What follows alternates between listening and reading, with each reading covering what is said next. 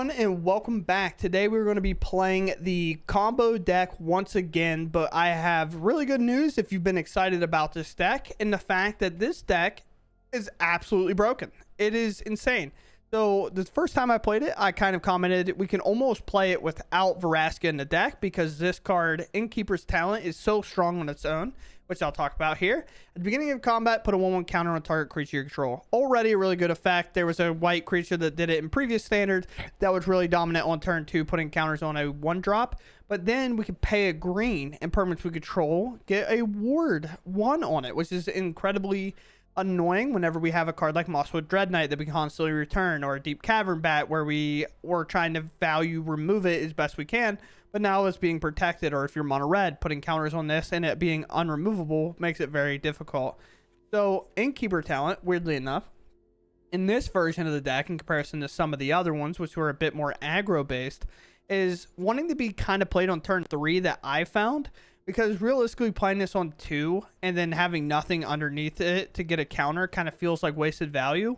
But if we play it on turn 3, we can play it and then level it up and then put a counter immediately on something, give it wards. So like if a Mosswood's in play already and it's stayed there, and then we get to play this and put a counter on it and grow it, works out incredibly well for us. And then we're just looking to maybe pump it on 4 if it even sticks around that turn, and then lead right into on turn 5 Vraska if possible, or even a Liliana, because Liliana also ults with this. But if you don't know the combo, here's kind of the final one-hit KO button, and that revolves around Vraska. Liliana can do it because its ult's obviously very powerful, especially that early. But Vraska says -9. If a target player has fewer than 9 poison counters on them, they get a number of poison counters equal to the difference. So in theory, they're going to have none against us because we don't have any way to apply poison outside of Vraska. But what Innkeeper's Talent says, if you would put 1 or more counters on a permanent or player, put twice that many of each of those counters on that player or permanent instead. So what happens is Vraska enters the battlefield with 6 loyalty. No matter which way you pay it, it'll enter with 6, and then it'll pump to 12. Now, if you paid to Phyrexian mana at 5, it will then get reduced down to 10, so it'll work regardless if you pay 5 or 6. I messed that up the first time I played this deck, but now I know, so it makes it even stronger and makes it a little bit better in my mind, where I thought, oh, we have to do the 6 mana part. But then we -9, we go to put 9 poison counters on them, and because Innkeeper says on a player, that will bump that up to 18, and you only need 10 poison counters to win the game. Therefore, 18, more than 10, we win the game. So the thing this deck does as well along the way is it's just like the strongest value deck that you can kind of find outside of maybe Orzhov. And the fact that Bronco is kind of a must remove, Deep-Cavern Bat an annoying thing. I like it in this deck way more than the other decks because of the fact that we're protecting a combo, not just playing this to make them not use a card for a while. And then we have Mosswood Dreadknight, which is the best 2-drop in Golgari when it comes to this situation. Especially the fact that we play it, it gets removed, we cycle it, we play it, and then we're constantly doing a lot of stupid stuff with it and constantly drawing cards and progressing our game. And then our removal package resides on 4 Go for the Throats and 2 Cutdowns. But yeah, for the final note, this was played by Yuki in I believe this was a in-paper tournament in Japan. I could be wrong about being in paper, but I'm pretty sure it was.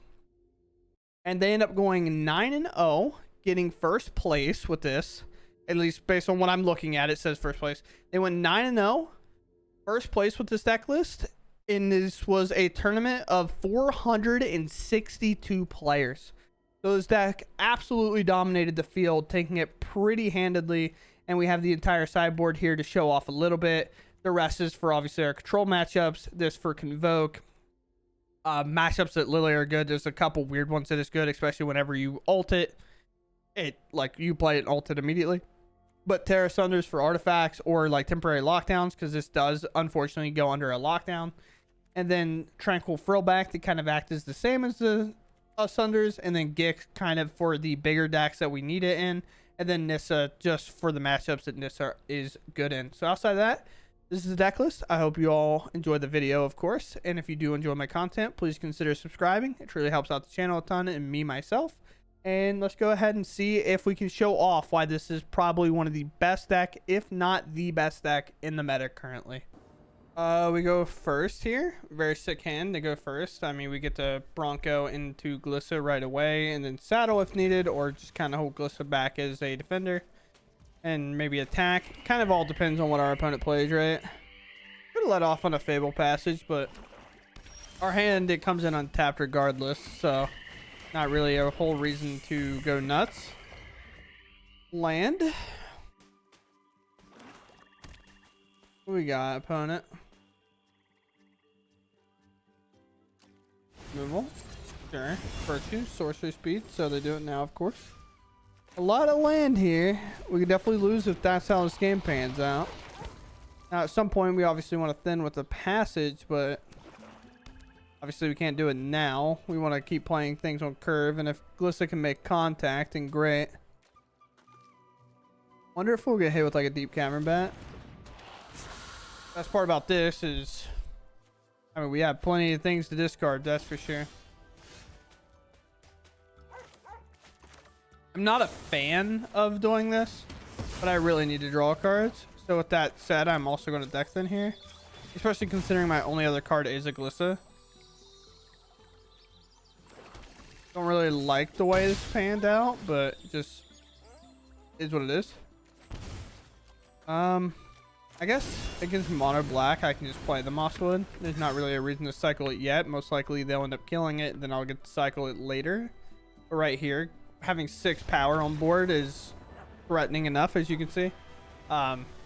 Most likely they just missed the land there and didn't really have anything to deal with the Glissa, and Glissa is going to generate way too much value if they're not able to answer it. So we'll take the win. Very cool. Going first again. Yeah. And really good mana here. Really good mana here. No.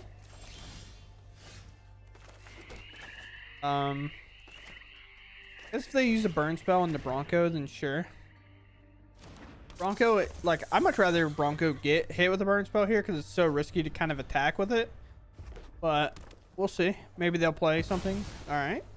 They have that. Now I can go into combat. Hopefully I hit a land on this Bronco. That doesn't feel good, but it feels good to have the Sheoldred, right? It's like, I'm pretty excited about that. Instant. I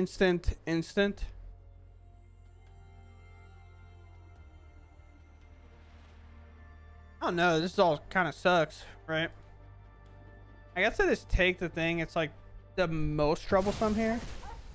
In the fact that like they can fling my thing. I don't even know if that's the correct choice, but really just hope they like play a creature and kind of do that route, but we'll see. Yeah, like this is actually really good for us. We go there. I'll just remove this now. Tapped out. They do nothing. I don't think I'm dead here. If I play land, because this doesn't have haste. This is trample, so there's no reason holding this back. I guess I could hold this back in case I play another one. Do I just play the Sheoldred? I guess so.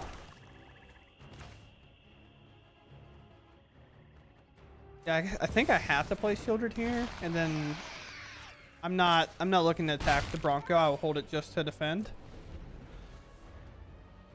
And we just have to hope we're not dead. A land draw makes it kind of close. I guess I could do the math. 4, 5, that's 9, 10, 11, 12, 13, then 14. So I'm not dead from there. But it's not looking great. That's for sure. Yeah.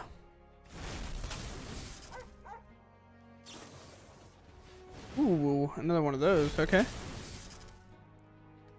Cash in. Alright, sweet. That's actually huge for us because Sheoldred can outgain this hero. Like, not easily, but it can. I almost punted chat. I'm not gonna lie to you. minus. All these things are gonna fall off now. Haven't you ever heard of personal space? Oh, jeez. What a Nora. I accidentally hit like the screenshot or snapshot. Do this. We rip a go for the throat, which is really solid. I'm at 6. If they hit land, they can play this and then equip it, which won't kill me. But if they have that plus pump plus fling, then I lose, I guess. It's not a land. Yep. This game is now officially over.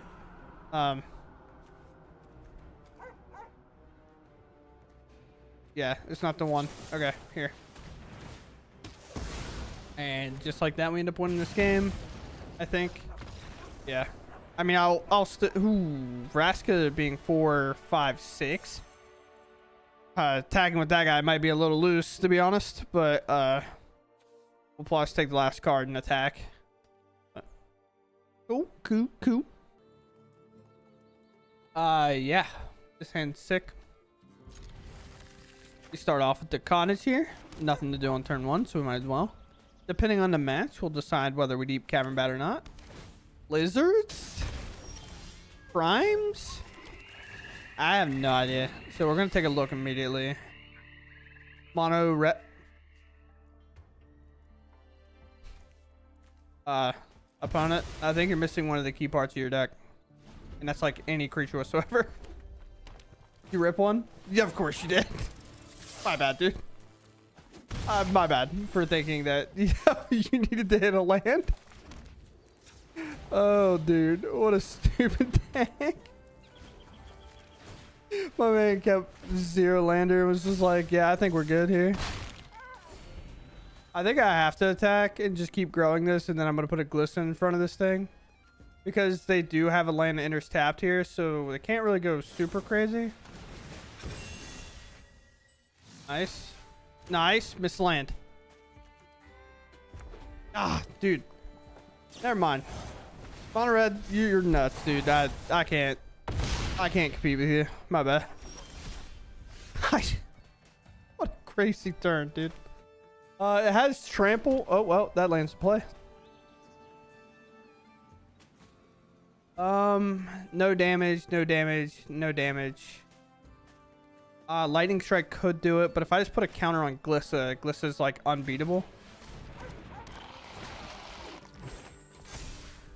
So normally the idea is to like gain the life, right? Instead, and like opt to make the Deep-Cavern Bat bigger, but first strike and a 4/4, not normally beatable. But now there's this flyer that's kind of ruining my whole day. Sure. No trample here. When does whatever, sure. Oh, cut down works here. Nice. Missing everything, so cut down here. Deep-Cavern Bat, we take a look. Even though this is annoying, we have to take the blazing. I still think Glissa's unbeatable here, so I'll just attack with this, just keep gaining my life.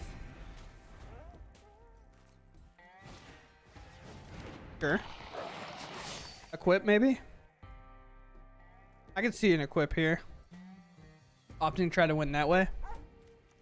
They could pump, I guess, but it just still doesn't do anything. Even that haste. Sure.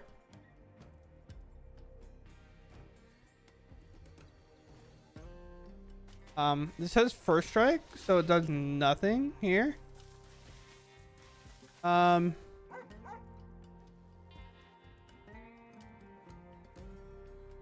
This is how I want to do this. Well, then they can kill either my bats, right?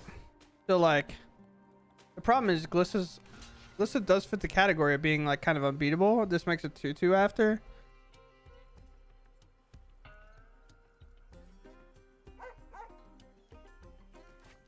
Here? Is this the only block I make? I think so. If you wanna sack that to do whatever, do it. Sure. This is like 2/2, not gonna do anything, right? Sure. You get a Monstrous Rage back. Like the 2/2 still doesn't beat the Glissa, right? And now it's all good. Now they should just fire it off, make the token a little bit bigger. Yeah. Sure. Empty. Empty. Of course, we protect the important creature here. We attack. We hit. Gain that life. And now we even have a bat that can freely block. With a spear, sure. Nothing going on here. You can equip that. Call it. But, ooh. I can hit for 3 Sheoldred. I can hit for 4 in Sheoldred. I can hit 4, 5, 6, 7 in Sheoldred. Or I can just like do counters like multiple. This one. We have a Sheoldred here, so if they take this, then we win. I think, right? No, they go to 4. That's not how winning works. I was thinking that I had to double counters and things like that. I don't know what I was like on about. But there's a land now. The game is just officially over. I mean, what a crazy game that turned out to be, considering our opponent kept a no creature hand. They're like, I have spells and I have a couple of lands and some of them intertap, so I'll take it. And I was just like, yeah, man, I guess. And then they rip a creature immediately. Yeah, sorry, Arena, I didn't want to play. This is what, game 3? And Arena crashed? Heck yeah. We go first. We have... Can I... Arena. I keep going first. Maybe that's why it crashed. It's like, hey, we're going to try to... We gotta get this guy to stop. Alright, we'll play land. We'll see what we're against. And that determines whether I play this Mosswood or the Bronco. I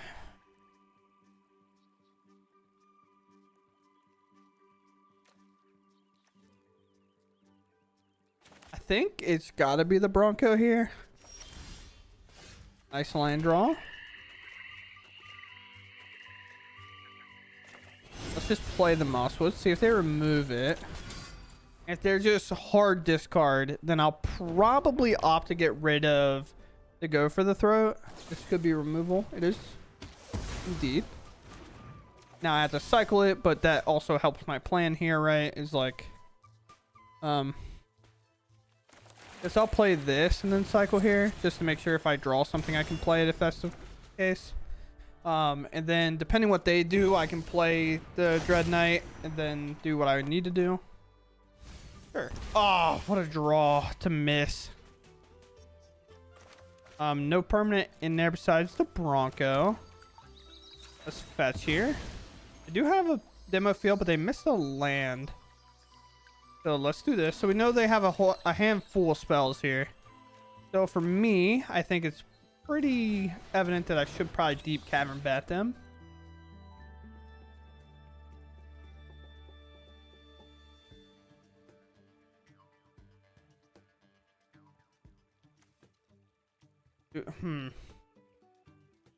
It's not a Liliana, obviously.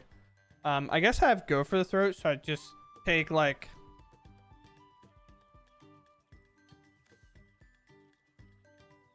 I can kill it next turn. Yes, I just take Lord Skitter. And like worst case, I just trade these off. Now do I play a second creature? Well, yeah, because then I just block Tiny Bones and I'll recycle it. Yeah, that's fine with me. That's pretty good. That creature do be growing. We attack with Tiny Bones. I can't imagine that they do. Here's my Vraska.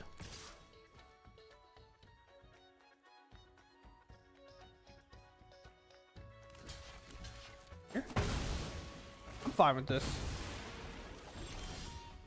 I mean, I'm in the spot of like consistently growing my hand here. Yeah, sweet. And now I can Lily minus here. Then like Lily plussing if they don't hit a land, it's just the game's over, right? And with 5 mana in our hand, they obviously don't know this, but with 5 mana in our hand, like Glissa in the Bronco, Glissa in the Mosswood, and the removal. So even if they play Lily minus, get my Deep-Cavern Bat down, have Lord Skitter, I always have the removal for it. And then we just plus our Lily and do everything we need. Opponent going first here. I think we have a pretty good hand in regards to like being on the draw. We do need like a 2-drop or like some form of removal or whatever. But they maul, which makes our Duress a little bit better here. If Duress is relevant, and looks like it should be. Let me grab your Brass Forge. Lightning Helix is annoying. Lockdown does nothing against me. But I think here of all cards that are the most annoying is probably Virtue. Because Lightning Helix, well, is it? It might just be the Helix. I don't know. But Temporary Lockdown is definitely not to play. I guess I just take Helix. Just because, like, if I could play the Glissa, the 2/2 no longer matters, right?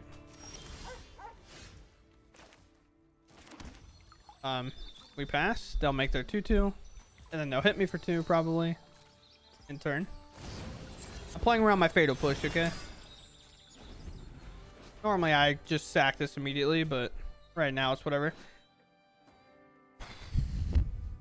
Yeah. Brass Forge is going to be a tough card for me to deal with, even though I do have, like, Glissa kind of brick walls it. So I guess that's more of a reason to get the Helix out, right? Because a card that can be Brass Forge on its own is Glissa, because every time it blocks, it has that first strike and can stop it. But opponent in the tank for some reason.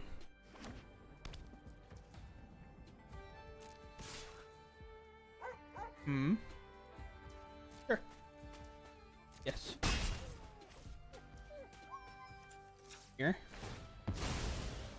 See when we'll see what I get to do. Nothing here implies like maybe they have another Lightning Helix.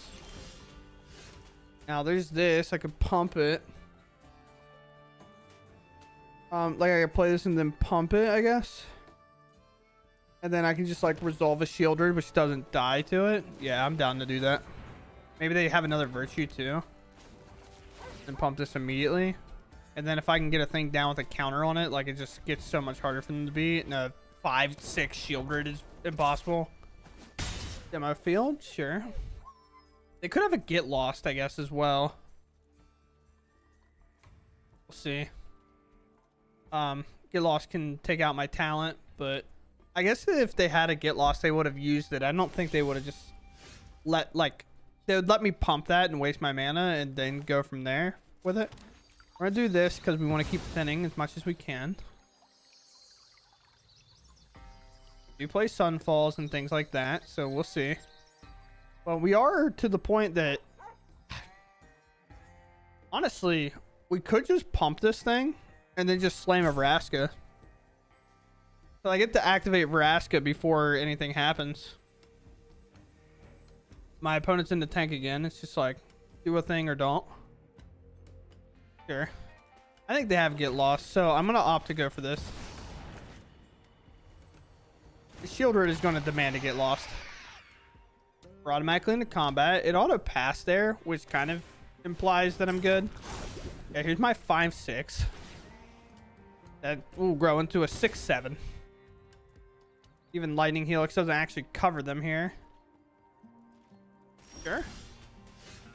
Now Liliana's pretty good. Play land. Move a counter over. No.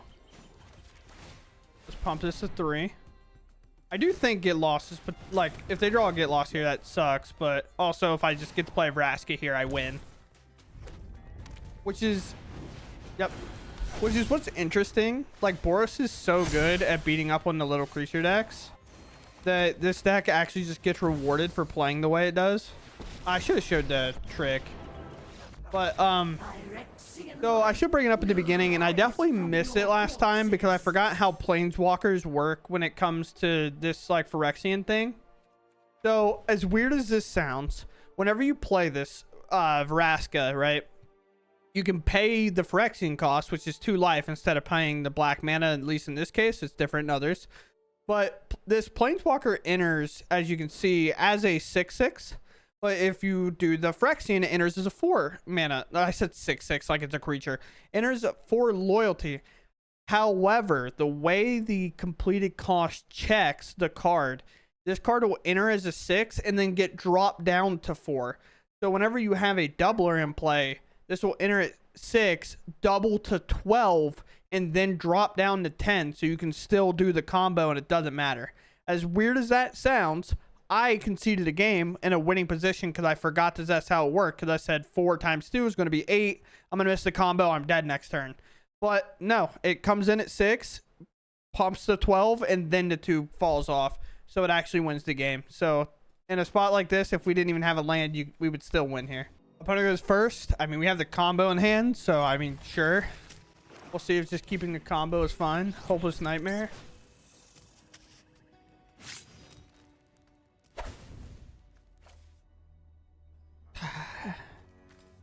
Probably just Vraska, I guess. It's like weird because like you don't want it to be Vraska because you're like, I have the combo, but also at the same time, we're most likely going to get disrupted again anyway. This is the hard disruption, so I'm going to get rid of here. All right. I was kind of just hoping I wouldn't hit lands after that, but we'll see. But the best part about this matchup, as long as I can get my lands down, drawing the Vraska and just pumping this thing can win the game. And you can see our opponent's urgency already. He's like, oh no, I know what deck this is. I have to do something. So here's the second one. So I don't think they'll have removal for this, but in case they do, I am probably just going to play the second one as well. Then I'll just pump one of these. You could argue to hold it for the discard, but for me, I think just having this sit like this is pretty fine. And then I can look at the Glissa maybe.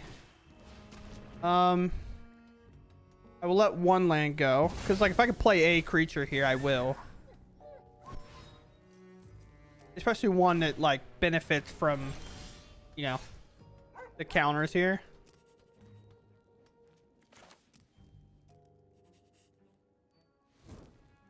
Go for this. Then we'll be able to pump this next turn anyway. Combat. No removal here. That's tough. I don't really want to thin if I don't have to. So now we'll give this thing ward 2. And I have a fine 5 at Liliana coming in and minusing could definitely do damage. And then we can play Fabled Passage fetch. And then we can attack with the Cottage because we kind of know that they don't have the Go for the Throat. But they also had opportunities to not just play the Liliana. They could have played around it.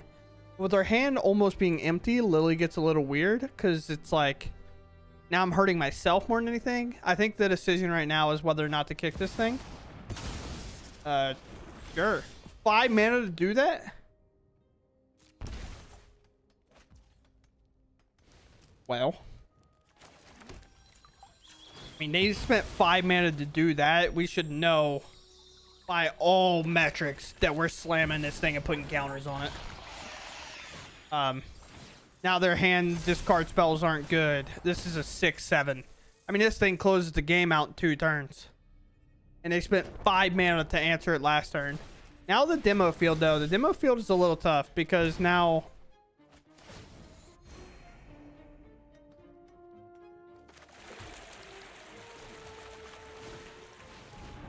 I win?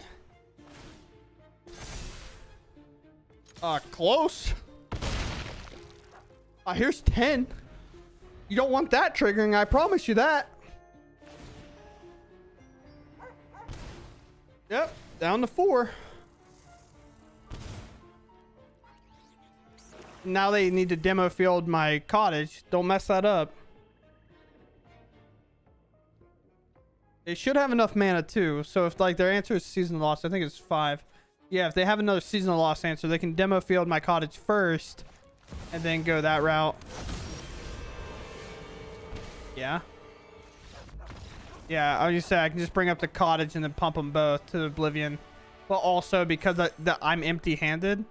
Because I'm empty-handed, that's going to draw them 2 cards and Sheoldred's in play, so they're going to take 4 regardless. So cool. Sure. I'll keep this for sure. Any hand that you kind of have the Innkeeper talent just becomes significantly better. It's kind of like, ooh, Scamp is annoying, that's for sure. So for me, it kind of feels like I want to play the Mosswood. Like, I know Innkeeper is obviously good, but I think playing Mosswood here to potentially block, because this doesn't have prowess. So something like a Monstrous Rage doesn't grow it so indefinitely out of control that my Mosswood can't block it here. But now that I have the combo, it's kind of weird. But this is not a matchup that the combo is easy to do in. Sure. Depending on what they do, I might let this Mosswood go into the void. Because most likely, yeah, they do the Slick Shot. That makes sense. Wow. Now it's a weird issue. I still think I have to let this Mosswood go. I'm like so close to not being dead here.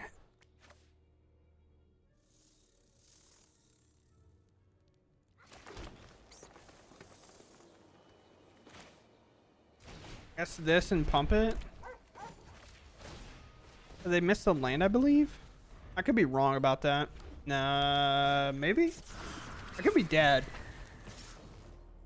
Go straight to combat, so no sorcery speed interaction here, but yeah, +4. Well, it starts at 1, obviously, so +4. Monstrous Rage, sure. You have a fling as well. They have a fling, don't they? I mean, I don't beat this match. I don't beat this anyway, so it doesn't really matter what I did. 1+1. Yeah, you got it, buddy. Good job. Learned how to click your spells. We go first. Our mana is a little painful, but I mean, we'll rock it with Deep-Cavern Bats here. We'll look. Probably Boros Control, if I had to guess. Oh, what in the world? Play this in the same deck you play this? What are we doing?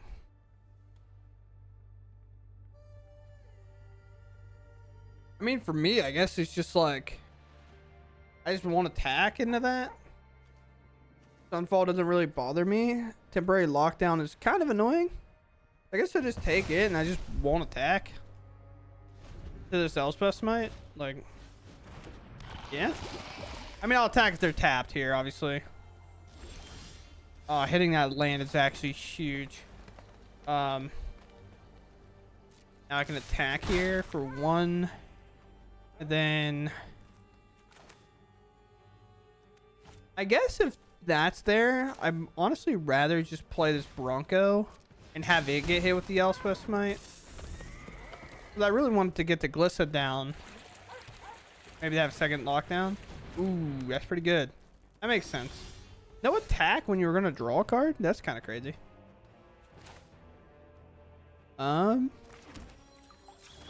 Crack this. Let's go get a black source.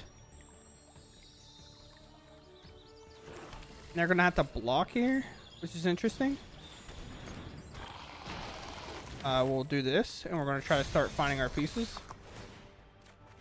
Land. Interesting. I wasn't sure I was playing Glissa here this turn, by the way. That's kind of why I was like, whatever. Land. Now Sunfall is obviously possible. Elspeth Smite's obviously possible. Just can't block, so of course it attacks.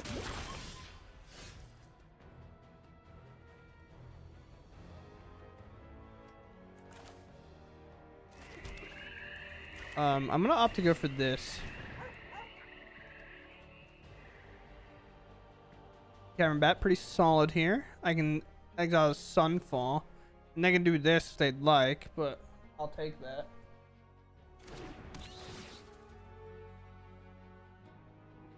Ooh, Helix is good. So basically what's going to happen is I'm going to take Sunfall. They're going to have the Helix, and then they're going to kind of pop off. Interesting.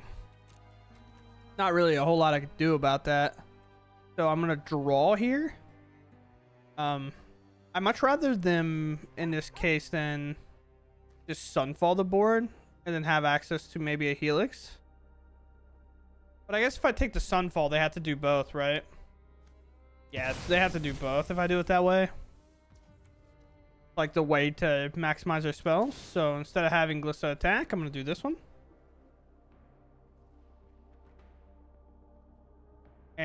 And now you helix that, letting your Sunfall go. Okay, that's fine. No attack with me. As we're the combo deck, I'm perfectly fine just sitting here. They exile, I draw a card, so I will take that over anything. And I can block the Might with my Deep-Cavern Bat, I guess. If they want to bring a Chorus back with Indestructible, then sure.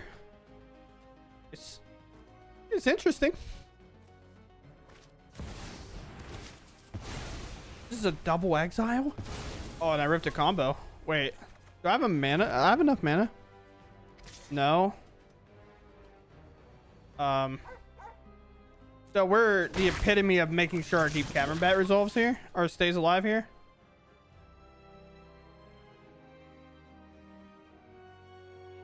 Interesting.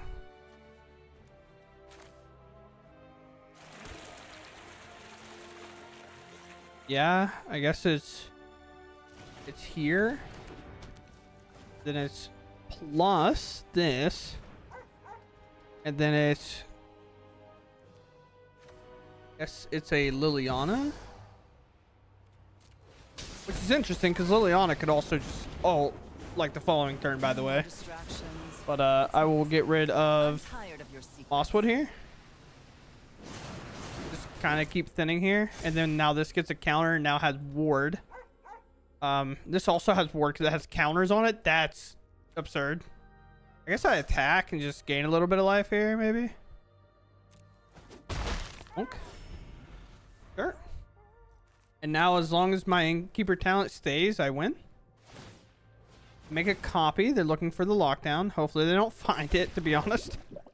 They level, they pump everything, and I think that's going to be a GG from us. This is the thing, it's so hard to stop about this, right? It's like, I guess I don't have it pumped all the way. It's not a GG, I lied to you. I thought I did it all the way, but I couldn't.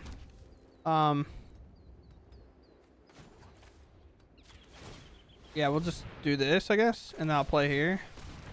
You can Sunfall me if you'd like, but here I'm going to definitely put more counters on the Glissa, just because it makes sense. No temporary lockdown, please. This temporary lockdown, I guess it doesn't beat like Glissa. I think they're Sunfalling here. So actually, I don't want them to make a counter, so I block here. Because if the chorus stays alive after they Sunfall, then I lose it, right? Like they get another 1/1, or they get another draw. But here, it just exiles everything, and they'll get a draw, but they have no way to cast this lockdown. And draw 5. Okay, sick card, by the way. Tapped out, so not really a reason to worry about it. We'll just play this and then ult it. And you see, they get 18 counters, just like that. So that's the hard thing, right? Is Vraska just wins the game. It's just an I win button. In a spot like this, where if I had to get through via creature damage, I don't think I ever actually would have. I think they would have outvalued us here and grinded the game out and won. But because I have an instant win button, we actually get it. Opponent goes first. I can Duress them on turn 1 if I think it's important enough. And then I have to play a tap land on 2, but I could draw a land. With the combo in hand, I don't really want to throw it away. Is Boros Convoke? I guess I go for this to see if there's a case I don't care about, or Leader's Call I do. A case I care about, but not near as much as like the alternative, of course. Wow, thank you, opponent, for not wasting both of our times with that. I think I'm just gonna get overran here. The hard part of playing a deck that is like a best of 1 deck, right, is like, or is a best of 3 deck. Should have played DeForest, so I didn't take as much damage there. But playing a deck that is like made for best of 3 is like, we don't have any of our board wipes that we'd normally play. They missed.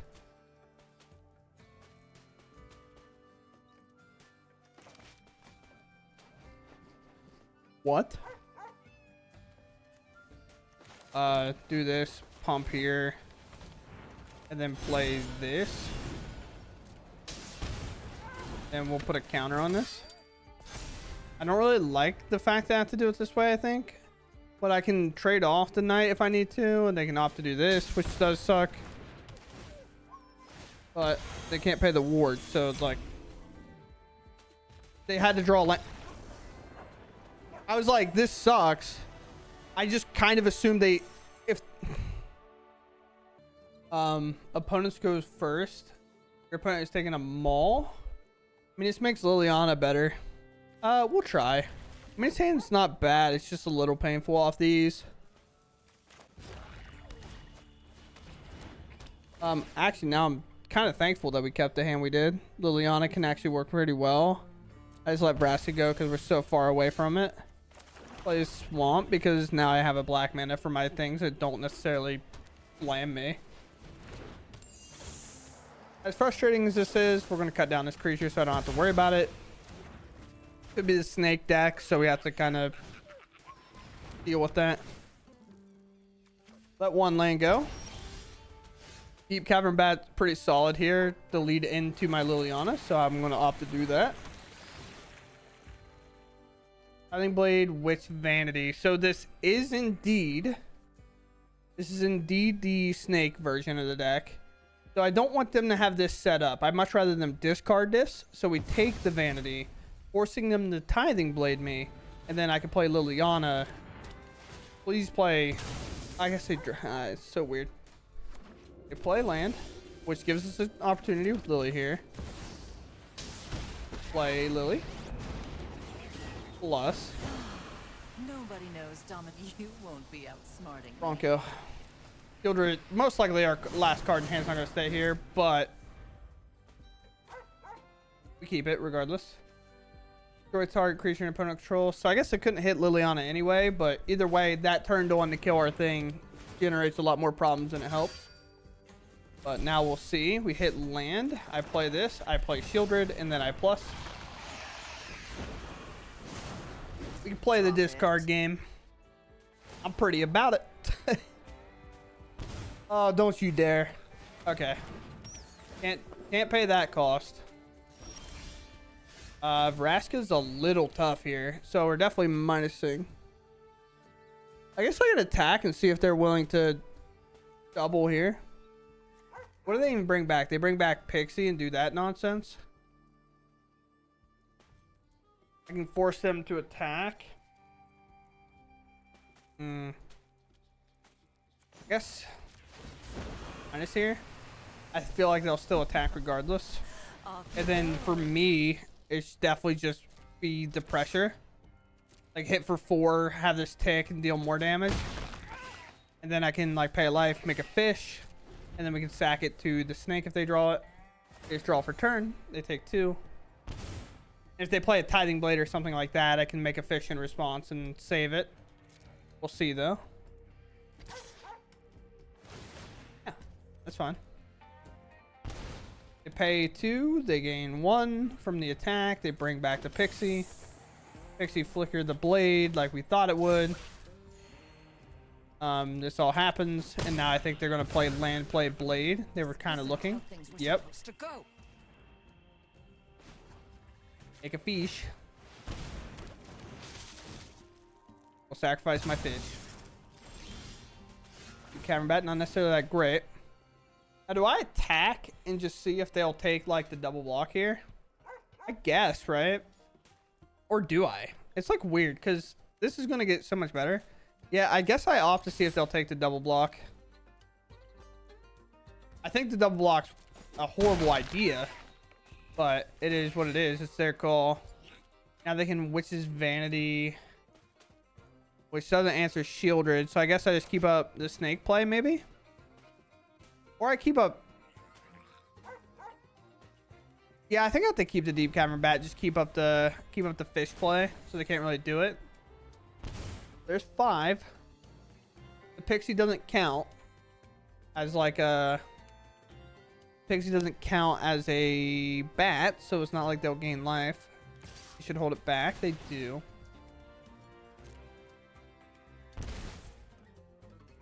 Yeah. Second Pixie, sure. Maybe looking to find a way to double block with that. Sure. Huh. You know the play here.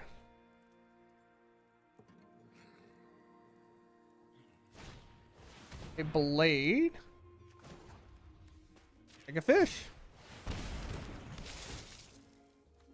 You gone.